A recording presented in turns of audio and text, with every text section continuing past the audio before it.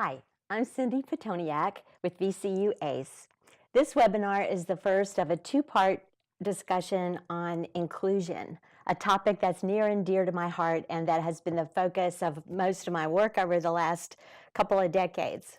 This first webinar will clarify what inclusion is and what we know about its effectiveness as an instructional model for kids with disabilities. And I'll also show you how to use a simple tool called a program matrix. This is a powerful little way to find opportunities for IEP instruction in the general ed classroom. So let's get started. Children with disabilities in the United States are entitled to some things when it comes to their public education. IDEA, or the Individuals with Disabilities Act, includes two key mandates for children with disabilities that should be their tickets to a good education. The tickets are FAPE, a free and appropriate public education, and LRE, the least restrictive environment. Now, I know we are all more than familiar with FAPE and LRE, but for the purposes of our discussion about inclusion today, I think it's a good idea to take just a minute and remind ourselves about a couple of things. A free and appropriate public education for children with disabilities means special education. And special education means specially designed instruction to address a student's unique needs. Now, specially designed instruction means that based on the individual needs of the student with disabilities, we can alter what we teach, we can alter how we teach it, and we can alter where and when we teach it. That's the FAPE ticket that's provided by IDEA. And that brings us to the second ticket, LRE. Students with disabilities are entitled to receive that specially designed instruction in the least restrictive environment. And of course, we know that the least restrictive environment is about bringing specialized instruction and supports into the general education class as much as we can and delivering special education there.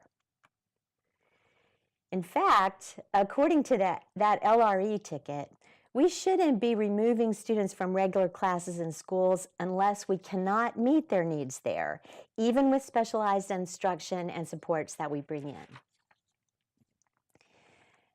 Now, the heart of IDEA and these two entitlements for students with disabilities in the United States is the IEP, or Individual Educational Program.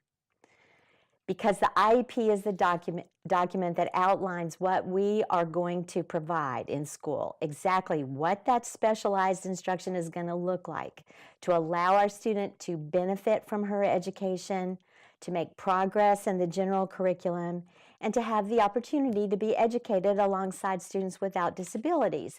Now, we know all this, right? This is Special Ed 101. But it's worth taking a minute to say it because we are going to be talking about inclusion, and the term inclusion is not mentioned in the IDEA or in No Child Left Behind or in the Every Student Succeeds Act for that matter, or anywhere. It's not in the law. FAPE and LRE and IEP are in the law. It's because of FAPE and LRE that inclusion happens, and the IEP spells out how it happens. But the term inclusion itself is not mentioned. Inclusion is a term that's used by the educational community to refer to how a student participates in school. There is no official definition, and that's why it often seems to mean different things to different people. And while we don't have an official definition written into the law, we do have a great deal of research-based information about what works when it comes to providing students with disabilities with their specialized instruction in general ed classrooms alongside their peers who don't experience disabilities. We know that we get great results when we define inclusion as more than just being present in the general ed classroom. It makes a real difference when we define inclusion instead as creating the circumstances for students with disabilities to actually belong to that general ed class as a fully participating, full-time member. And we know something about what that entails. If you are a student with a disability and you are truly included, you have to be in the class, really be there. not just for morning meeting or music or PE or lunch. Now, it doesn't mean that you can never leave for any reason, but you have to go where all the other kids in the class go and do all the things that the other kids in the class do. You need to have access to all of the environments and the routines that kids in that class have access to. You have to be part of the social network of the class in a way that is similar to what the other kids experience. In most classrooms, that means doing things as part of a large group and a small group, doing things with a partner, getting to hang out with other kids sometimes and visit without having an adult right next to you, sometimes getting to decide for yourself who you will spend time with. If we analyze all the different kinds of social interactions and relationships that typical kids experience in a general ed classroom, we will find that there are a lot of them, and they are really varied based on what's going on at the time. So to be truly included, students with disabilities need access to that same range of social interactions and relationships. And if you're truly included, you are not just sitting off to the side, maybe with a paraprofessional beside you, doing something totally different. Your participation has to be meaningful. You have to be making progress in learning the curriculum and in mastering your IEP goals. We're not talking about a purely social experience here. Inclusion isn't the opposite of special education. It's one way to do special education. When we focus solely on placement, on kids just being there and kind of following along with what's going on without doing the planning that it takes to make their participation really meaningful and productive for them, our students are islands in the stream, and their presence in the classroom is a sham. Now, for many of us, special education supports and services have been confined to specific places outside the general education classroom for a long time. The system was not set up in the first place to encourage us to bring services into general ed classrooms, and in many places, it's still not. So inclusion is a challenge.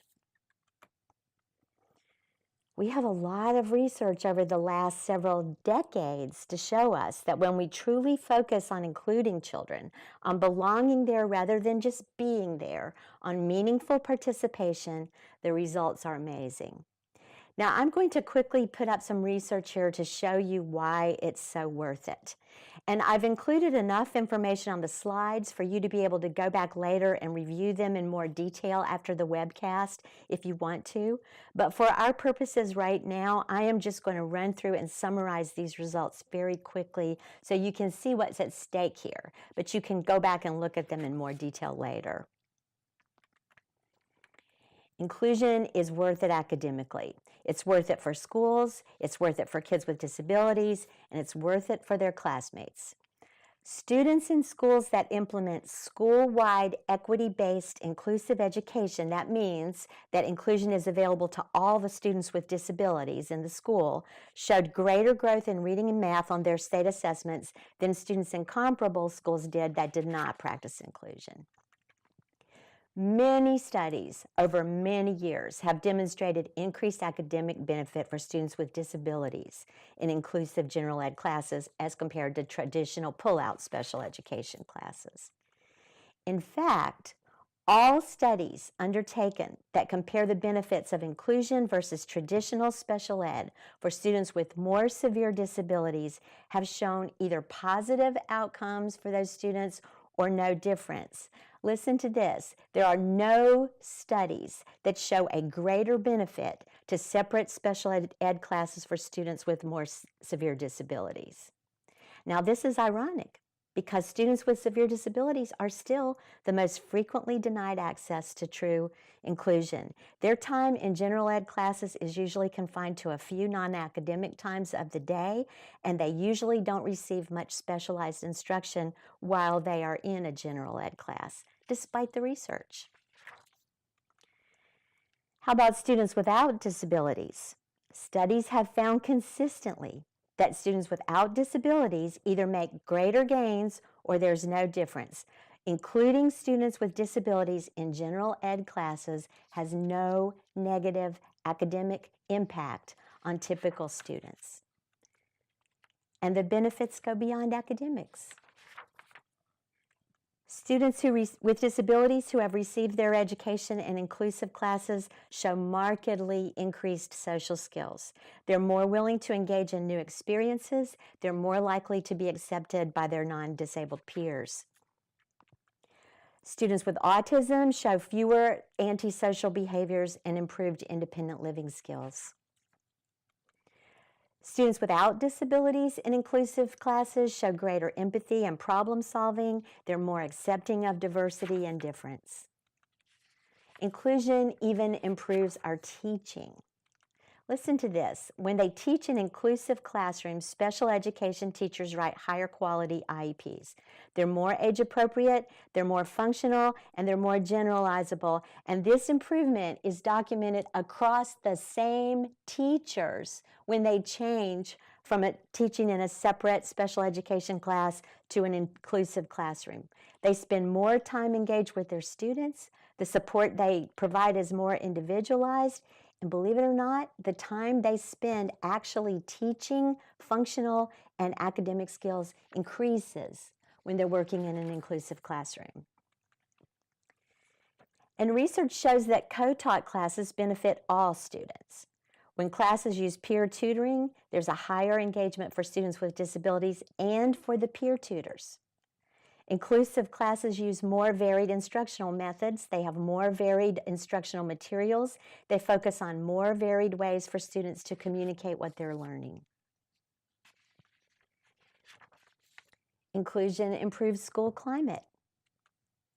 More time in general ed class for students with disabilities means fewer absences, fewer referrals for disruptive behavior, and better outcomes after graduation. Studies indicate that teachers in inclusive schools are more comfortable collaborating with each other. They tend to focus on learning needs rather than labels and categories. Their students report that they have higher expectations. They report that school is a supportive environment. They report feeling more connected to teachers and peers than they do in separate special education programs. And the benefits of inclusion even go beyond school. Students with disabilities who went to inclusive schools achieved greater post-school success in continuing their education, in employment, and in an independent living. In fact, they are twice as likely to enroll and persist in post-secondary education as their more segregated peers. What we do in school tends to create what we do in the community. When our schools are more inclusive, community activities become more inclusive. Kids who go to school together and are in the same classes together expect to be in the same Sunday school classes and in the same recreational activities together. The whole community becomes more friendly and inclusive when it happens in our schools.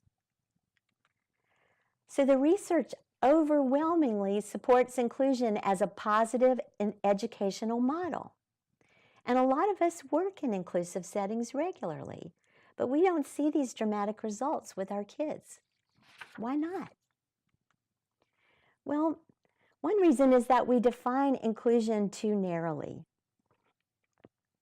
Remember, inclusion is not spelled out in the law anywhere. We get to really choose how we define it. Remember that there were 3 components to the kind of quality inclusion model that gets those great research results?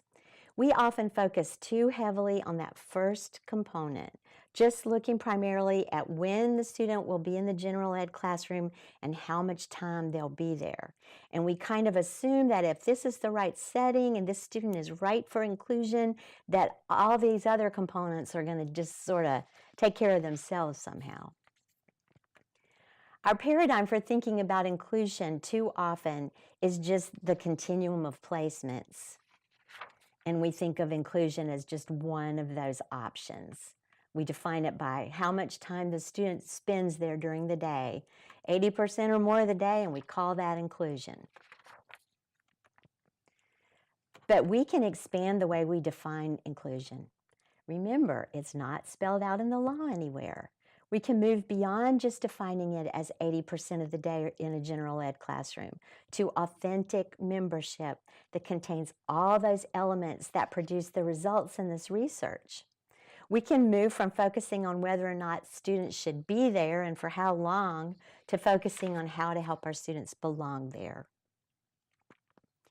When students with disabilities are included in general ed classes, we can look at all the environments and routines that typical kids in the class use every day, and we provide whatever support is needed to make sure that those kids use them too. We can look at all the kinds of typical social interactions that kids have every day, and we can provide the support that's needed to make sure that kids with disabilities have those same opportunities.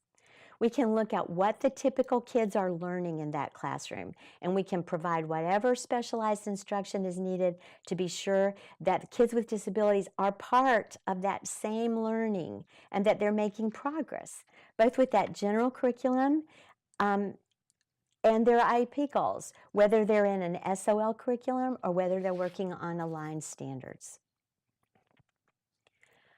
Another reason that we sometimes don't see the range of powerful benefits of inclusion that are cited in the research is because typically we only make it available to certain students. We just make it available to those who are kind of able to keep up with the general curriculum with a relatively small number of supports and services. We don't tend sometimes to look at kids as individuals when it comes to inclusion. We think in terms of labels and categories, and kids who belong in certain categories are automatically excluded.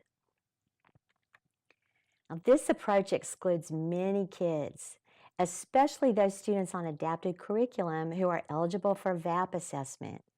These are the ones for whom, as we've already seen, there is absolutely no evidence to support separate special ed classes as a more desirable option for them. And there is much evidence to support a powerful benefit for including them. According to the United States Department of Education report to Congress last year, between 2004 and 2013, the percentage of students with disabilities who got access to inclusive special education increased significantly for every disability except this group of students. And there was a slight downward trend for them. Isn't that ironic?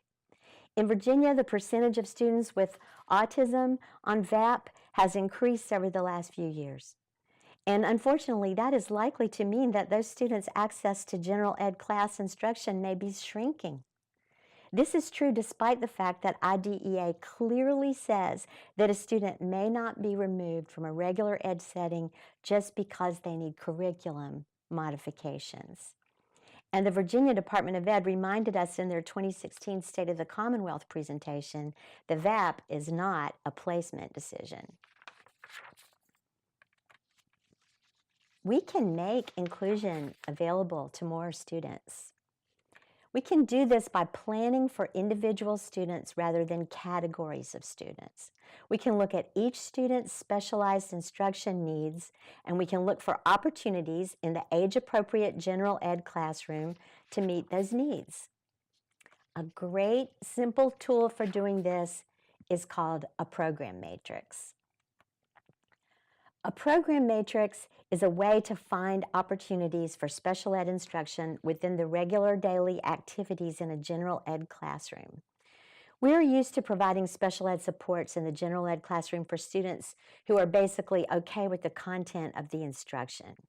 These students that we're used to supporting in inclusive classrooms typically require accommodations. And by that I mean something to augment the instruction, something that the student with a disability is going to do in addition to what the other kids are doing. And it's going to vary depending on the situation and the activity. Sometimes a student will need accommodations and sometimes they won't. For example, an accommodation might be a student using a word bank to complete a fill-in-the-blank test, or a student who gets a copy of the instructor's PowerPoint presentation after a lecture. Many special ed teachers who work in general ed classrooms are very skilled at providing accommodations. But a program matrix is useful for students who need more than these extra accommodations. A program matrix is most useful for students who need a lot of adaptations. And what I mean by adaptations are things we do that actually replace the curriculum or the instruction that the other kids, it's something the student does instead of what the other students are doing. And it tends to be, these adaptations tend to be long-term in nature. They can be instructional, and by that I mean the student is learning the same content, but the teaching method is entirely different. Or they can be curricular adaptations, and by that I mean the student is working on different curriculum, different content entirely. These are the students that we most often assume that opportunities for instruction in a regular class are not going to be there. Now, a program matrix looks like this. You can make one on a piece of chart paper or on an Excel spreadsheet or something in between. You're just going to write the objectives on the student's IP in a very shortened, simple form down the left side. And across the top, you're going to write the basic schedule or routine that is followed by the general ed class. And then we're just going to look for opportunities within that routine where it makes sense to work on IEP objectives. Now, we can do this a couple of ways for a couple of different purposes. In its simplest form, the program matrix is really just an opportunity matrix. Now here I've pulled out intentionally some IEP objectives for a student who a lot of folks might typically think would not be appropriate for inclusion in a general ed classroom. Donald is a young man who has cerebral palsy. In addition to his autism, it limits his movement pretty significantly. He also uses a wheelchair. He's blind and does not use vocal speech. Let's take a look at a few of his IEP goals. So you can look down the left column there on the opportunity matrix. Donald is working on increasing his hip, knee, and ankle range of motion. And he can work on this every time we get him out of his wheelchair across the day by doing a little dance that the physical therapist designed that helps him get that range of motion in. He's working on letting people know that he's interested in interacting with them by vocalizing and turning toward a speaker when he hears his name called. He's working on assisting the person who helps him eat. He's working on sitting up without slumping over when he's out of his wheelchair. He's working on using the light vision that he has more effectively. And he's working on using his hands more functionally by being able to grasp and hold on to things rather than immediately dropping them. So those are some of the IEP goals I've pulled out down that left side. Now look across the top at the routine each morning. Students arrive on the bus and go to the bus room to wait. And at the opening bell, the students report down to class. Donald, at the opening bell, goes for a bathroom break and a change, and then he heads down to his first grade class. And the first couple of hours in the day there are spent in centers in academic instruction. Then there's a brief quiet reading period, and it's time to get ready for lunch and head to the cafeteria. Now, using the program matrix as an opportunity matrix, we can see that every time Donald gets out of his wheelchair, we have an opportunity to work on that range of motion using the dance that the physical therapist taught us. He can do that in the bus room because he gets out of his wheelchair there. So he can do that at arrival. He can do it at the bathroom break, and he can do that at center time because he gets out of the wheelchair and sits in a chair at the table. Anytime there's an opportunity to socialize or interact with other people, he can work on those two social responsiveness goals. There's time to work on, he can work on assisting the person who's helping him eat at lunch, and of course he can do that again at snack in the afternoon, but that's not included on our little matrix. Anytime he's sitting somewhere besides in his wheelchair, whether it's on the floor in the bus room, on the edge of the changing bed in the bathroom, or whether it's in his chair at the table during centers, he can work on that trunk and head stability. Now, the light vision work has to be done in a dark room, and there aren't really any natural opportunities to be in a dark room that we can see looking at this class routine. Of course, there are lots of chances across the day to work on grabbing and holding objects, and center time is a golden opportunity for IEP instruction for Donald. Donald is the keeper of all the materials for centers, and that makes this a great opportunity for peer-mediated instruction. When someone needs the glue, for example, they go to Donald. They say his name, and they wait for him to vocalize and turn toward them, turn in their direction. Then the student takes Donald's hand and places it on top of the glue bottle and says, "Can I have some glue, please?" And Donald picks up the glue and hands it to the student. And the student says, "Thanks," and that's the interaction. There are many, many, many opportunities for Donald to do this with a variety of materials at center time each day. Now, I've already mentioned that Donald needs a dark room to work on his light vision, and there isn't a natural opportunity for this across his routine. As you can see, if you look across from light vision, we really don't have any X's there. There aren't opportunities. When would be a good opportunity for Donald to leave the classroom and do his light vision work somewhere where it's dark? Well, quiet reading would be great. As we've already said, there really aren't any great instructional opportunities for Donald during quiet reading. It's short, it's not a good time to socialize, it's just a brief quiet time. That is a great time for Donald to leave the room to work on his light vision in a dark location. Now let's look at a secondary example. Harvey's a senior, he's in his last year attending high school, and he's getting ready to transition into his school division's post-grad program, which is on the local college campus, and he'll be there for his remaining years in school. In the left column, you can see some of Harvey's IEP goals, using his assistive device to socialize with peers. His IEP committee would like him to be part of a school-wide service project and play a really active role in that. He's working on finding his way around to various locations in the building on his own without having to have direction or be accompanied by anyone, by a support person. He's working on using public transportation. He's working on making transitions without support from a paraprofessional, transitions of all kinds, not just finding locations. And he's working on attending extracurricular activities and school functions with friends and learning some new jobs. Those are some of his IEP goals. Now, across the top of Harvey's matrix, you can see the first part of his daily class schedule and his routine. Harvey's first period is built around arrival and getting organized for the day, and then he heads to second block, which is advanced sign language class. There is a significant transition to lunch. The cafeteria is in another building. It requires an elevator ride, so that's a big transition. And then he heads out on public transportation to the local college campus for his community-based instruction block after lunch. This is part of his transition prep for that on-campus program that he'll be joining next year. And of course, the college campus is also an inclusive environment. Now, Harvey's instructional team selected that advanced sign language class for him, not because of its content. Harvey's not doing sign language, but because it's a golden opportunity for his IEP instruction. And the reason it's a golden opportunity is because that advanced sign language class is built entirely around a big service project that the class does for the school. And that's a major goal for Harvey. It's a big recycling project.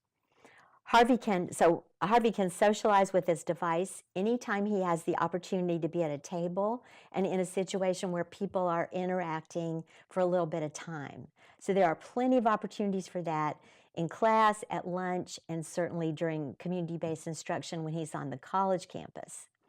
Being able to find his way from place to place is something he can work on across the day. He uses public transportation to get to school and also to and from his time on the campus in the afternoons. Moving from one thing to the next in his routine without direct support from a paraprofessional can be worked on across the day.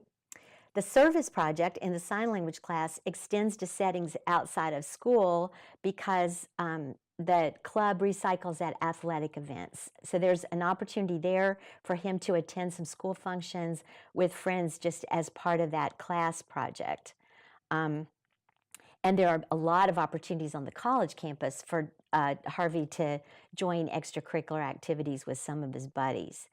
And certainly being part of the service project and his work experience in the on-campus program are both going to give him opportunities to learn and perform new jobs. So that's how the program matrix works at its most basic level as a way to find opportunities for instruction. Now, we can kick our use of the program matrix up another notch, and we can use it not only to find opportunities for IEP instruction, but for the kind of planning that's going to be required. Let's look at an example of this from Melanie. Okay, as you can see in the first column, some of Melanie's IEP goals include being able to follow a picture or a written schedule or a sequence of directions, responding and initiating communication with other people through some kind of communicative act. And for her, that would be pointing to something or touching someone, gesturing to them, vocalizing, or typing on her AAC device. Melanie needs to learn to stand at an appropriate proximity to other people to communicate with them. She has trouble approaching people, and they don't often realize that she's trying to interact with them because she's too far away. She also needs to learn to use her laptop to complete class assignments.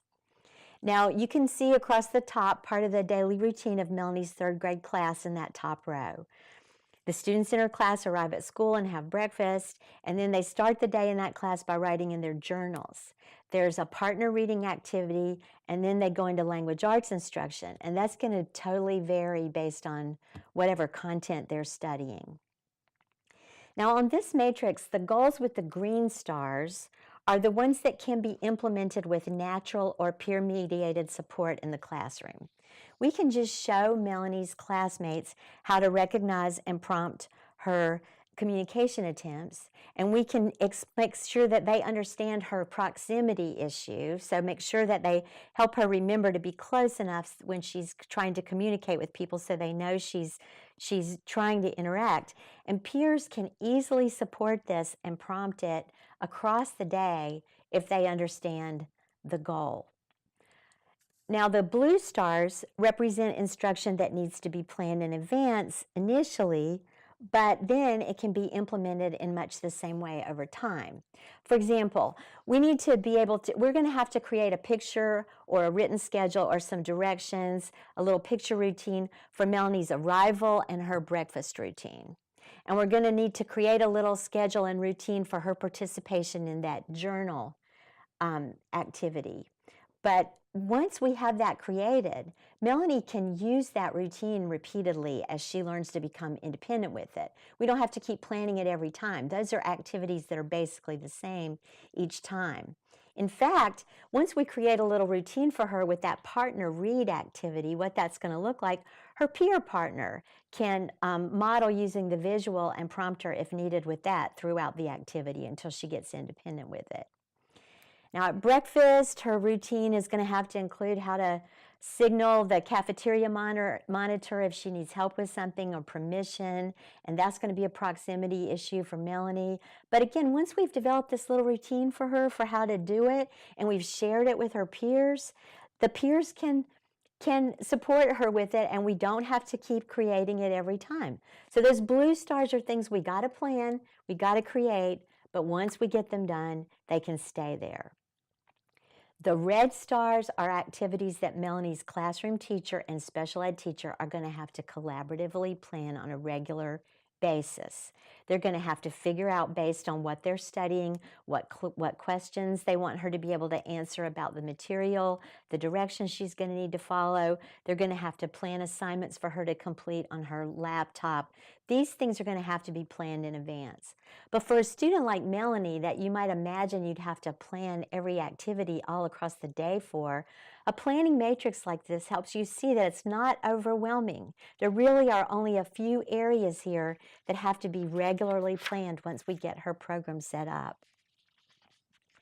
Now remember Harvey's opportunity matrix at high school? Here's what it would look like if we took Harvey's matrix to the next level and included planning. Now you can see that many of Harvey's IEP goals represented here can be addressed with peer-mediated instruction. They're the green stars with natural supports. And this is very appropriate for a student who's a senior and getting ready to go out in the world. There's not going to be a paraprofessional to follow him all around when he graduates from school. We can introduce his peers and classmates to his assistive device, and they can help him learn to use it, encourage him to use it to socialize. Peers that are moving with him from class to class can help him with finding various locations until he learns them. Now that morning bathroom break, that first period, is unique to Harvey.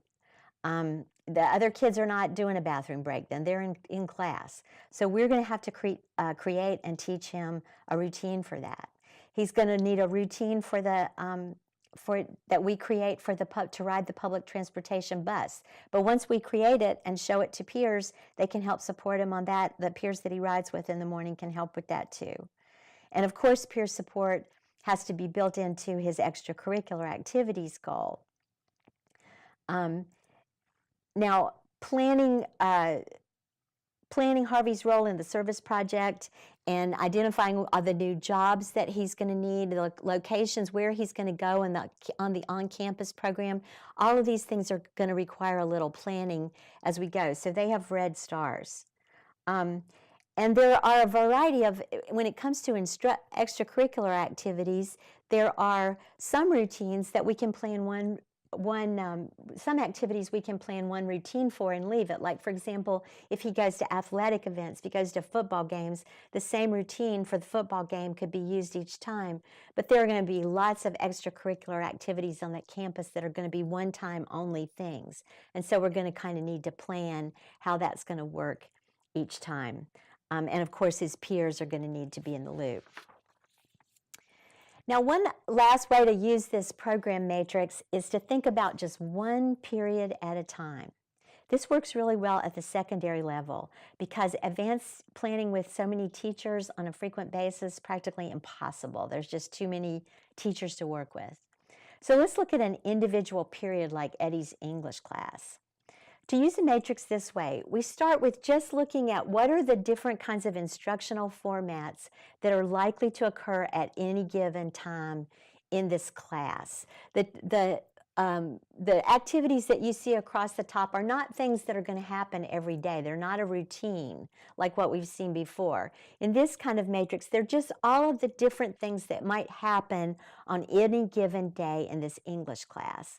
For example, in this class, there's an arrival routine. When the kids come into class, they have a little routine where they hand in their homework, they pick up graded assignments and announcements, and there's a little thing on the board for them to do. So there's a set arrival routine in this English class.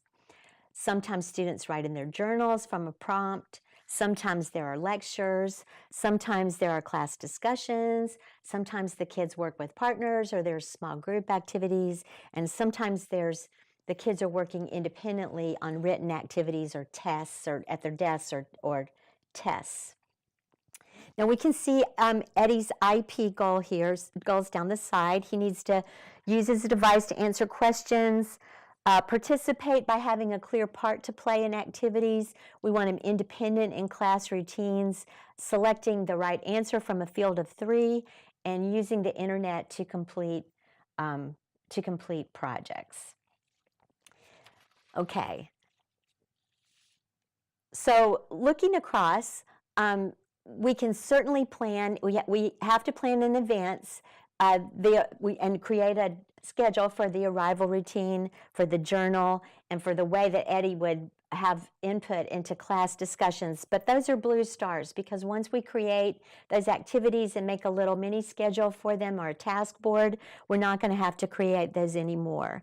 Certainly, peers can, once we show them how Eddie's assistive device works, then they can support him to use that anytime that's appropriate in partner activities or small groups. And once we plan Eddie's part in small group activities, which is a red star, the peers are going to be able to support him there. We're going to have to plan in advance with the teacher for the content that we want him to be able to do independently on written assignments, and certainly what information we want him to be able to provide by selecting from that field of 3. Okay, now you can see that lecture time is kind of his dead zone for Eddie. And you can also see, if you look across his IEP goal, that this class doesn't really lend itself very well to using the internet to complete projects. So once again, Eddie's going to need a special project that goes along with the unit. But once that is developed, what that project is going to look like, and it's going to have to revolve around doing some internet research, then Eddie can work on that anytime there's a lecture, because lecture days are not great for him. So during lectures would be the time that he would work on his internet project, with a timeline of being able to finish his project by the end of the study of that unit. And of course, if you don't want to use it for planning, you could simply take this same matrix and skip all the color coding and all that, and just simply look for opportunities for instruction for Eddie in this English class. A program matrix is a great tool for finding opportunities in the inclusive setting for IEP instruction, and it's really easy to use. My experience has been that general ed teachers love it. They come away with a clear picture of why this student is in their class. They understand what their goals are, what makes this a good environment for their student. Paraprofessionals like it because it gives them a really clear picture of exactly what they should be focusing on each period of the day or for each activity that happens to come up in a period, as we just saw. And again, if you use the planning matrix format, it means that the planning that's involved between the collaborative planning is not overwhelming. It doesn't have to be done for everything. It's just certain key things. So in closing, remember, it's not only about where the student is and how much time she spends there. It's about making sure she has access to all the activities and routines that the other kids use, that she has the support that she needs to have the same kind of social interactions and develop some real relationships, and that the work she's doing is meaningful in the context of this class. She is not sitting in the back of the room with a paraprofessional like an island in the stream. Her participation is meaningful. She's making progress. The learning that the other kids are doing includes her too, and she is achieving her IEP goals. Don't automatically exclude anyone. Think about individual students, not labels or categories like kids on VAP. And it's okay to start small. It's okay to just start with 1 or 2 kids until you kind of get a feel for how to use this. A program matrix will requires you to think of just this one particular kid in this one particular class. And that's what you want. Remember, inclusion is not just being in a general education classroom. Inclusion is about belonging there. If you're interested in more information on the research citations that I showed you at the beginning of this webinar, check out these 2 excellent resources. They're all there. Now, part 2 of this webinar series is going to focus on a couple more planning tools. One is going to be to develop functional skills instruction in a general ed class, and the other one is going to be how to plan academic instruction in aligned standards or kids that are working on VAP in general ed class academic instruction. So I'll look forward to seeing you there. Thank you.